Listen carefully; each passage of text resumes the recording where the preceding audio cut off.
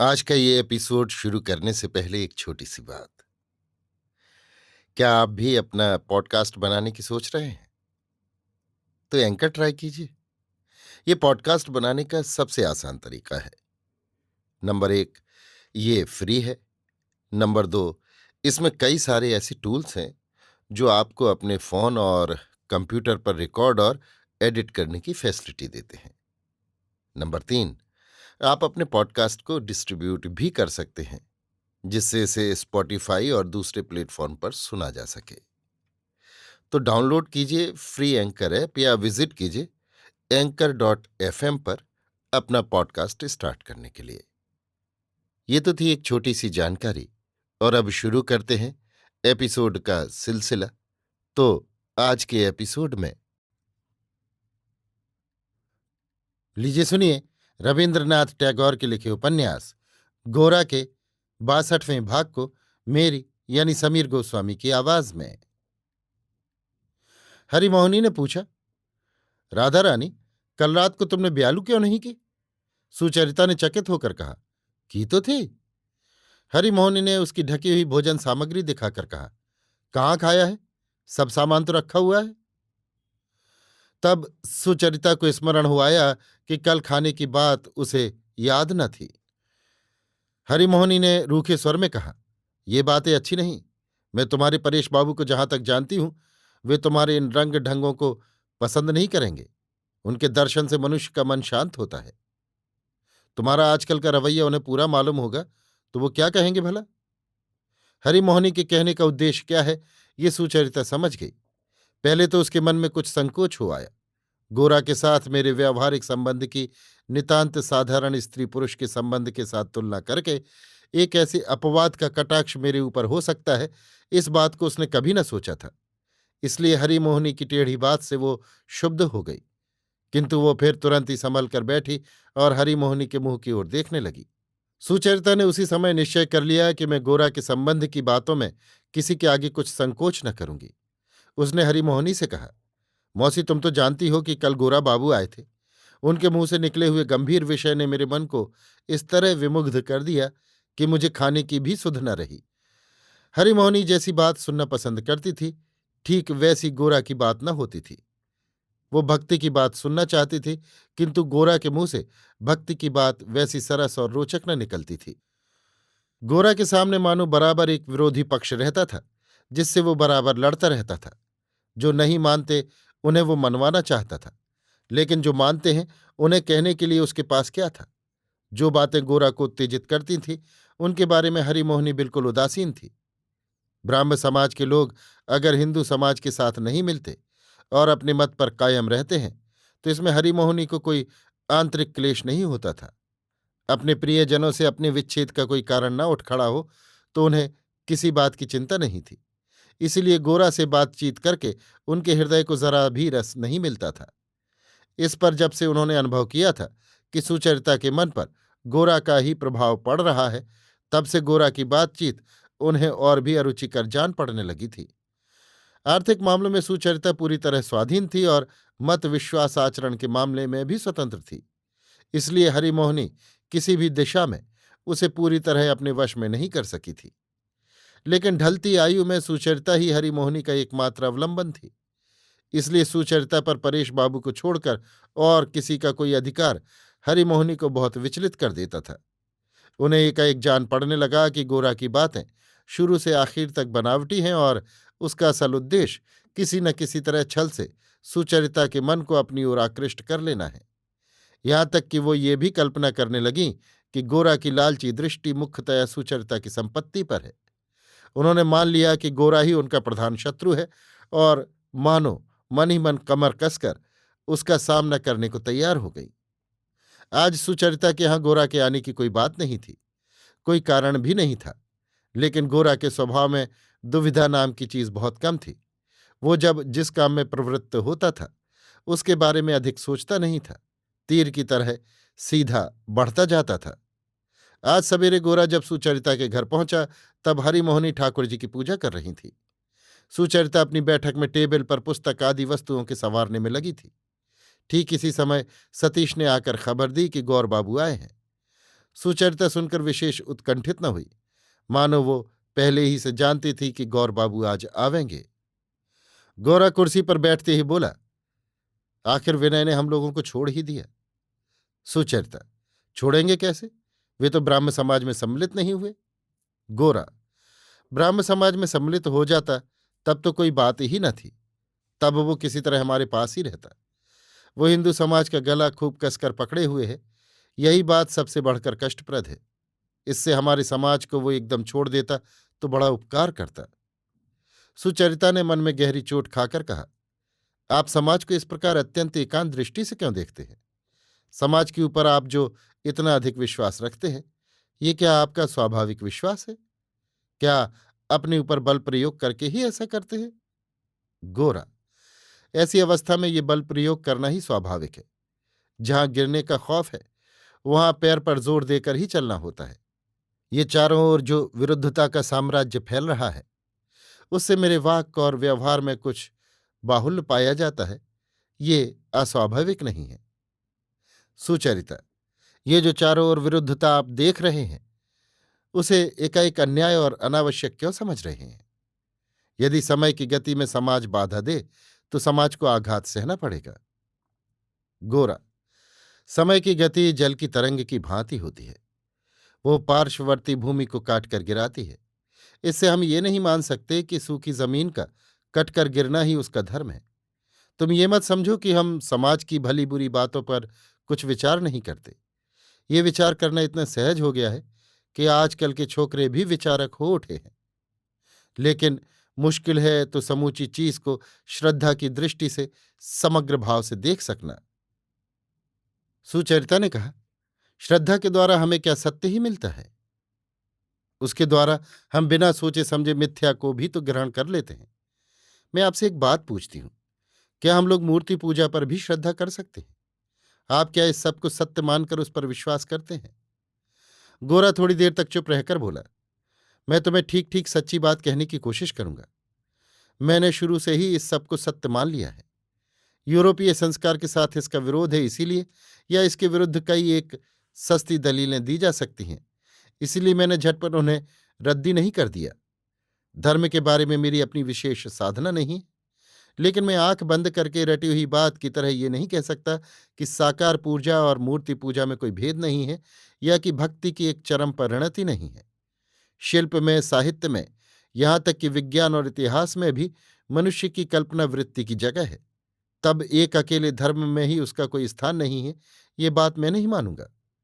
मनुष्य की सभी वृत्तियों का चरम प्रकाश धर्म में होता है। हमारे देश में मूर्ति पूजा में ज्ञान और भक्ति के साथ कल्पना का सम्मिलन करने की जो चेष्टा हुई, क्या उसी के कारण ही हमारे देश का धर्म मनुष्य के लिए दूसरे देशों के धर्म से अधिक संपूर्ण नहीं हो उठा? सुचरिता ने कहा, ग्रीस और रोम में भी तो मूर्ति पूजा होती थी। गोरा ने कहा, वहां की मूर्तियों में मनुष्य की कल्पना ने जितना सौंदर्य बोध का आश्रय लिया था, उतना ज्ञान भक्ति का नहीं। हमारे देश में कल्पना ज्ञान और भक्ति के साथ गंभीर रूप से जुड़ी हुई है। हमारे राधा कृष्ण और हर पार्वती केवल ऐतिहासिक पूजा के विषय नहीं है, उनमें मनुष्य के चिरंतन तत्व ज्ञान का रूप है। इसीलिए रामप्रसाद और चैतन्य देव की भक्ति इन्हीं सब मूर्तियों का अवलंबन करके प्रकट हुई। भक्ति का ऐसा एकांत प्रकाश ग्रीस और रोम के इतिहास में कब देखा गया? सुचरिता ने कहा, समय के परिवर्तन के साथ साथ धर्म और समाज का कोई परिवर्तन ही आप स्वीकार करना नहीं चाहते? गोरा बोला, क्यों नहीं चाहता? लेकिन वो परिवर्तन पागलपन हो तो नहीं चल सकता। मनुष्य का परिवर्तन मनुष्यत्व की राह पर ही होगा। बच्चा क्रम से बूढ़ा हो जाता है, लेकिन मनुष्य सहसा कुत्ता बिल्ली तो नहीं हो जाता। भारतवर्ष का परिवर्तन भारतवर्ष के रास्ते पर ही होना चाहिए। एकाएक अंग्रेजी साहित्य का रास्ता पकड़ लेने से एक सिरे से दूसरे तक सब पंगु और निरर्थक हो जाएगा। देश की शक्ति, देश का ऐश्वर्य सब देश में ही संचित है। यही तुम सबको बताने के लिए मैंने अपना जीवन सौंप दिया है। मेरी बात समझ तो रही हो? सुचरिता ने कहा, हां, समझ रही हूं, लेकिन ये सब बातें मैंने पहले कभी नहीं सुनी और सोची भी नहीं। नई जगह पहुंच जाने से जैसे किसी स्पष्ट चीज से परिचित होते भी देर लगती है, वैसी ही हालत मेरी है।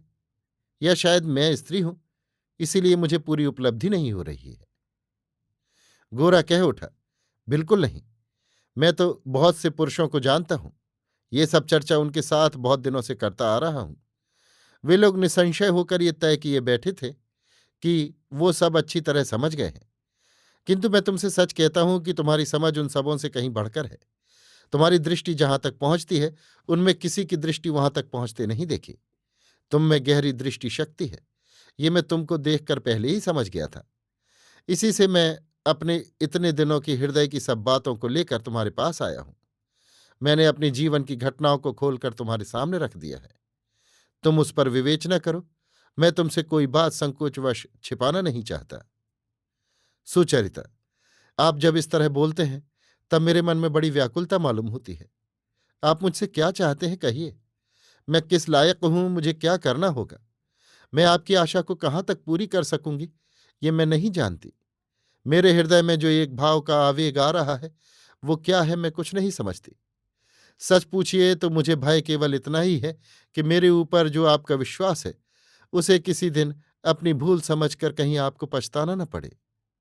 गोरा ने गंभीर स्वर में कहा, भूल की बात क्या कहती हो? तुमको अच्छी तरह जांच कर ही मैंने तुम पर विश्वास किया है। तुम में कितनी बड़ी शक्ति है, ये मैं तुम्हें दिखा दूंगा। तुम मन में किसी बात का सोच न करो। तुम्हारी योग्यता प्रकट करने का भार मेरे ऊपर है। तुम मेरे ही भरोसे ये बात रहने दो। सुचरिता ने कुछ कहा नहीं, लेकिन बिना कहे भी ये बात व्यक्त हो गई कि भरोसा रखने में उसने कहीं कोई कसर नहीं रखी है। गोरा भी चुप हो रहा। कमरे में बहुत देर सन्नाटा रहा। बाहर गली में पुराने बर्तन वाला पीतल का बर्तन झंझनाता हुआ दरवाजे पर हाँक लगाकर चला गया। हरि मोहिनी ठाकुर की पूजा करके रसोई घर में जा रही थी। सुचरिता के निशब्द कमरे में कोई मनुष्य है, ये भी उसे न जान पड़ा। किंतु कमरे के भीतर दृष्टि डालकर हरि मोहिनी ने देखा, सुचरिता और गोरा चुपचाप बैठे कुछ सोच रहे हैं। दोनों में किसी तरह का कोई संभाषण नहीं है। तब उसका क्रोध अपनी सीमा तक पहुंच गया। किसी तरह अपने को संभाल द्वार पर खड़ी हो उसने पुकारा, राधा रानी। सुचरिता उठकर उसके पास गई। हरिमोहिनी ने मीठे स्वर में कहा, बेटी आज एकादशी है, मेरा जी अच्छा नहीं है। तुम रसोई घर में जाकर चूल्हा जलाओ, मैं तब तक गौर बाबू के पास बैठती हूं। मौसी का भाव देख सुचरिता उठकर रसोई घर में चली गई। कमरे में हरिमोहिनी के आते ही गौरा ने उसे प्रणाम किया। वो कोई बात न बोलकर कुर्सी पर बैठ गई। कुछ देर मुंह फुलाए चुप रही, फिर गोरा की ओर देखकर बोली, तुम ब्राह्मण नहीं हो? गोरा, जी नहीं। हरिमोहिनी, हमारे हिंदू समाज को तुम मानते हो? गोरा, जी हां मानता हूं। हरिमोहिनी, तो तुम्हारा व्यवहार कैसा है? हरिमोहिनी के इस प्रतिकूल भाषण का कुछ अर्थ न समझ गोरा चुपचाप उसके मुंह की ओर देखने लगा। हरिमोहिनी ने कहा, राधा रानी अब अबोध बालिका नहीं है, वो अब सयानी हुई। तुम उसके आत्मीय नहीं हो, तुमसे उसका कोई नाता भी नहीं। तब इस तरह रोज रोज आकर उसके साथ घंटों बातें करना कैसी बात है? वो स्त्री है, घर का काम धंधा करेगी। उसकी इन सब बातों में रहने की क्या जरूरत? इससे उसका मन दूसरी ओर जा सकता है। तुम तो बड़े ज्ञानी हो, देश के सभी लोग तुम्हारी प्रशंसा करते हैं, किंतु हमारे देश में ये बातें कभी नहीं थी, किसी शास्त्र में भी नहीं लिखी हैं। ये सुनकर गोरा के मन में बड़ा धक्का लगा। सुचरिता के संबंध में ऐसी बात मैं किसी के मुंह से सुन सकता हूं, इसका स्वप्न में भी विचार उसने नहीं किया था। वो कुछ देर चुप रहकर बोला, ये ब्राह्मण समाज में है, इनको बराबर इसी तरह सबके साथ मिलते देखता हूं, इसी से मैंने इस बात पर कभी ध्यान नहीं दिया। हरिमोहिनी, वो ब्राह्मण समाज में है, ये बात मैंने मान ली, किंतु तुम तो हिंदू समाज में हो। तुम तो इन बातों को कभी पसंद नहीं करते। बड़ी रात तक तुमने उसके साथ बातचीत की, तो भी तुम्हारा कहना खत्म न हुआ। आज फिर सवेरे ही आ पहुंचे। वो भी सवेरे से तुम्हारे पास बैठी रही, न भंडार में गई न रसोई घर में गई। आज एकादशी के दिन वो मेरी कुछ सहायता करती, ये भी उससे न हुआ। क्या यही शिक्षा उसको दी जा रही है? तुम्हारे घर में भी तो बहू बेटियां हैं, क्या घर का सभी काम धंधा बंद करके तुम उन्हें भी ऐसी ही शिक्षा देते हो? गोरा के पास इन बातों का कोई उत्तर न था। उसने इतना ही कहा, ये ऐसी ही शिक्षा पाकर इतनी बड़ी हुई हैं, इसीलिए मैं इनके साथ बातचीत करने में कुछ बुरा नहीं मानता। हरिमोहिनी, वो भले ही शिक्षा पाए हुए हो, किंतु जितने दिन मेरे पास है और मैं जब तक जीती हूं, ये बात न चलेगी। उसको मैं बहुत कुछ उस रास्ते से लौटा लाई हूं। जब मैं परेश बाबू के घर में थी तब चारों ओर ये अफवाह फैल गई थी कि मेरे साथ मिलकर वो हिंदू हो गई है। इसके बाद इस घर में आने पर ना मालूम तुम्हारे विनय के साथ क्या क्या बातें होने लगीं। फिर उसका मिजाज बदल गया। सुना है अब वे ब्राह्म कन्या से ब्याह करने जाते हैं। जाएं, बड़ी बड़ी कठिनाई से विनय को यहां से हटाया है। एक के हटते ही फिर दूसरा आ गया। हारान नाम का एक आदमी आने लगा। उसे जब मैं आते देखती थी झट सुचरिता को लेकर ऊपर के कमरे में जा बैठता था। वो अपना अधिकार यहां ना जमा सका, इस तरह मैं उन लोगों से बचकर इसे बहुत कुछ अपने मत पर ला सकी हूं। इस मकान में आने पर उसने सबका छुआ खाना आरंभ किया था। कल से उसने ऐसा करना बंद कर दिया है। कल रसोई घर से अपना भोजन वो आप ही ले गई। एक दुसाध नौकर नित्य पानी लाता था, उसे पानी लाने को मना कर दिया है। आपसे मैं हाथ जोड़कर यही विनती करती हूं कि आप लोग उसे अब मत बहकाइए। उसके सुधरे स्वभाव को स्थिर रहने दीजिए। संसार में जो कोई मेरे थे मर गए, सिर्फ यही एक मेरी जो कुछ समझिए बच रही है।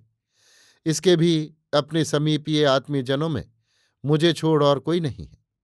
इसे आप छोड़ दीजिए। इसके पुराने घर में तो कितनी ही बड़ी बड़ी लड़कियां हैं, लावण्य है, लीला है, वे भी बुद्धिमती और पढ़ी लिखी हैं। यदि आपको कुछ विशेष वार्तालाप करना हो तो उनके पास जाकर कीजिए, कोई आपको न रोकेगा। गोरा कुछ न बोला, ज्यों का त्यों बैठा रहा। हरिमोहिनी उसे चुप देखकर फिर बोली, आप सोचकर देखिए, अब कहीं इसका ब्याह कर देना ही होगा। उम्र भी अधिक हो गई है।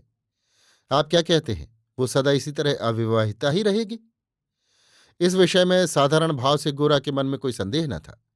उसका भी मत यही था, किंतु सुचरिता के संबंध में उसने आज तक कभी अपने मत का प्रयोग करके नहीं देखा।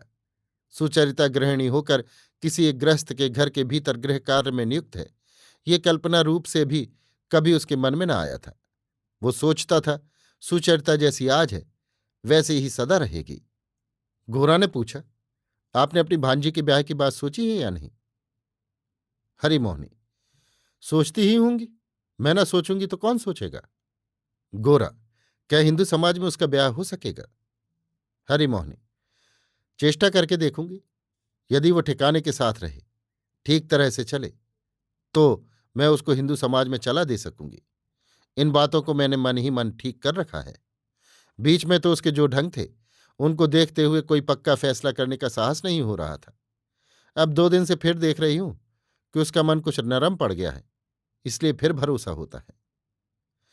गोरा ने इस संबंध में अधिक पूछताछ करना उचित न समझा, पर तो भी वो बिना पूछे न रह सका।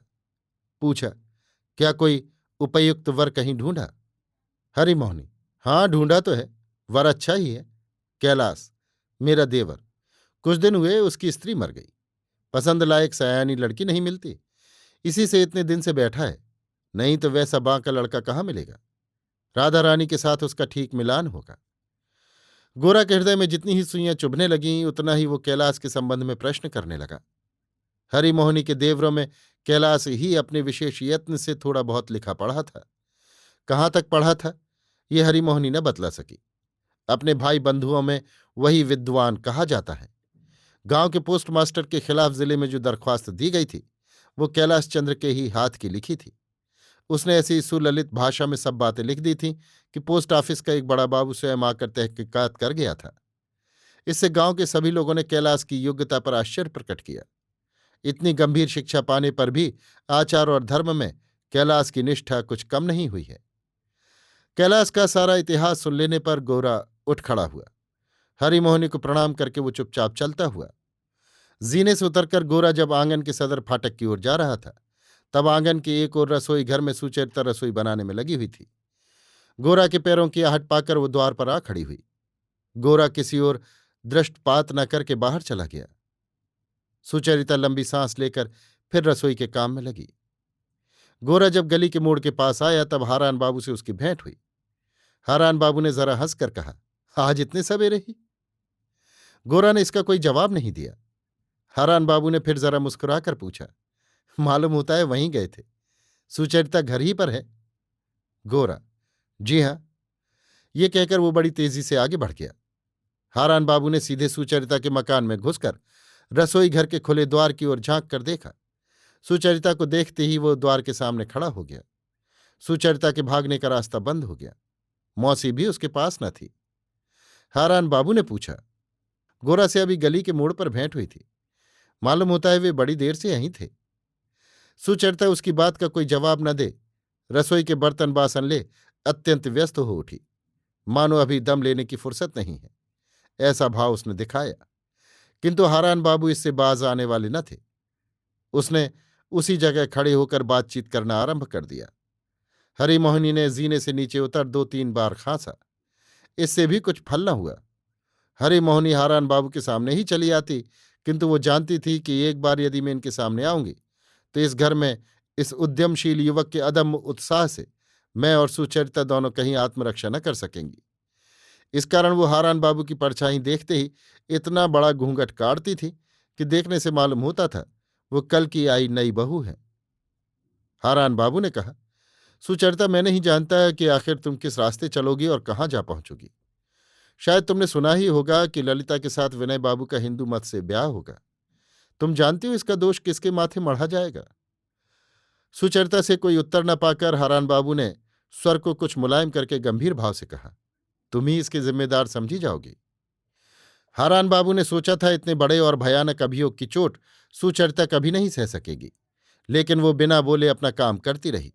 ये देखकर उन्होंने स्वर और भी गंभीर करके उंगली उठाकर सुचरिता की ओर हिलाते हुए कहा, सुचरिता, मैं फिर कहता हूं, जिम्मेदार तुम हो। तुम दिल पर हाथ रखकर कह सकती हो कि इसके लिए तुम समूचे ब्राह्म समाज के निकट अपराधी नहीं हो। सुचरिता ने चुपचाप कढ़ाई चूल्हे पर रख दी। उसमें तेल छनछनाने लगा।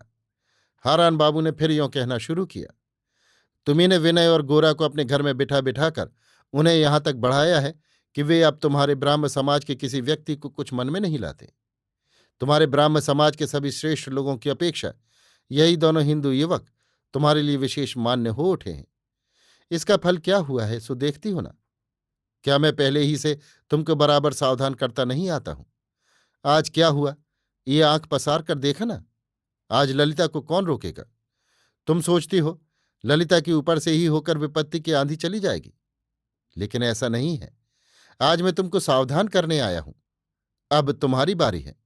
आज ललिता की दुर्घटना से तुम जरूर ही मनी मन पछता रही हो, किंतु वो दिन दूर नहीं जिस दिन तुम अपने अधःपतन पर जरा भी न पछताओगी। किंतु अब भी संभलने का समय है। सुबह का भूला अगर शाम को घर आ जाए तो वो भूला नहीं कहलाता। एक बार तुम सोच देखो, एक दिन कितनी बड़ी आशा के भीतर हम तुम दोनों पड़े थे। हम लोगों के कितने ही शुभ संकल्प थे और हमने कितने ही काम की बातें सोच रखी थी। क्या वे सब नष्ट हो गई हैं? कभी नहीं। हमारी उस आशा की क्यारी अब भी वैसी ही लहलहा रही है। सिर्फ एक बार तुम मुंह फेर कर देखो, जिधर जा रही हो उधर से एक बार लौट आओ। उस समय खौलते तेल में कई साग तरकारियां जोरों से छनछनाने लगी थी और सुचरिता उन्हें कायदे से पलट रही थी। जब हारान बाबू अपने आह्वान का परिणाम जानने के लिए चुप हुए तो सुचरिता ने आग पर से कड़ाही नीचे उतारकर उनकी ओर मुड़कर दृढ़ स्वर में कहा, मैं हिंदू हूं।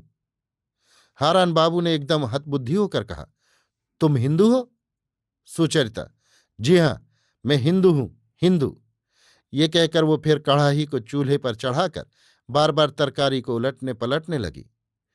हारान बाबू कुछ देर तक इस चोट को किसी तरह बर्दाश्त करके तीव्र स्वर में बोले, मालूम होता है इसी से गोरा बाबू सवेरे शाम आकर तुमको मंत्र देते हैं।